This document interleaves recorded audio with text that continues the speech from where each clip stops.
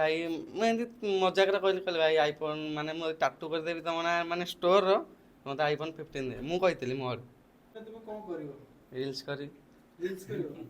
ଆଉ ପଢାପଢି କି ଅନ୍ୟ କିଛି? ହଁ ହବ ପଢାପଢି ହବ। କଣ ଚାକିରି କରିବାର ଇଚ୍ଛା ଅଛି ନା ନାଇଁ ଭାଇଙ୍କ ଭଳି ବିଜନେସ କରିବ? ଭାଇଙ୍କ ଭଳିଆ ବିଜନେସ୍। ବିଜନେସ କରିବ? ସମସ୍ତେ ତ ବାପା ମାଆଙ୍କ କରନ୍ତି, ଜଗନ୍ନାଥଙ୍କର, ଠାକୁରଙ୍କର, ବିଭିନ୍ନ ଦେବାଦେବୀଙ୍କର ଯାହାକୁ ଭଲ ପାଉଥିବେ ତାଙ୍କର। ତ ସେଇ ଭଲ ପାଇବାଟା ସେତିକି ଭଲ ପାଇବାଟା ଆପଣଙ୍କର ଭାଇଙ୍କ ପ୍ରତି ଅଛି ବୋଲି ଆପଣ କରିବେ। ହଁ କିଛି ଖରାପ କହିଲେ ଲୋକ କହିବେନି କାହିଁ ତୁ ଏତେ ଲୋଭି, ତୁ ବାପା ମା ନ ଦେଇ କେମିତି ଦେଲୁ ଦୋକାନ ନା କାହିଁ ଗୋଟେ ଟ୍ରେଡର ନା କାହିଁ ଦେଲୁ।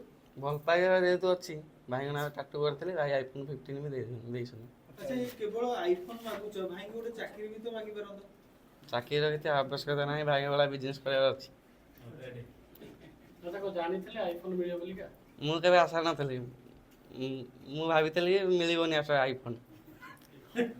ଟାଟୁ ସରିଯାଇଥିଲା? ଟାଟୁ ସରିଯାଇଥିଲା। ଟ୍ରାକ୍ଟରରେ କେତେ ଟଙ୍କା ଖର୍ଚ୍ଚ କରିଛ? 2000 ଟଙ୍କା। 2000 ଟଙ୍କା। ସେ ପଇସାଟା ଦେବେ କି ନାହିଁ ଭାଇ? ଏବେ ଆଇଫୋନ କଣ ସିରିଜ କଣ ପାଇଲ? 15। ଆଇଫୋନ 15 ପାଇଲ। ହୁଁ। ସିଏ କେତେ ଟଙ୍କାର ଫୋନ? 60,000। 60,000। 60,000 ଟଙ୍କାର ଫୋନ ନେଇ ମାନେ 58,000 ର ଲାଭରେ ତ ସୁଜିତ, ମୋ ନାଁ ସୁଜିତ, ମୁଁ ଆସିଛି ଢେଙ୍କାନାଳ ମାନେ ଢେଙ୍କାନାଳରୁ 25 କିଲୋମିଟର ଦୂରରୁ ଆଇଛି। ଏବେ ଆସିଥିଲେ ଭାଇଙ୍କର ଭିଡ଼ିଓ ପୁରା ଦେଖେ, ମାନେ ଭାଇଙ୍କର ମୁଁ ବଡ଼ ବଡ଼ ଫ୍ୟାନ୍।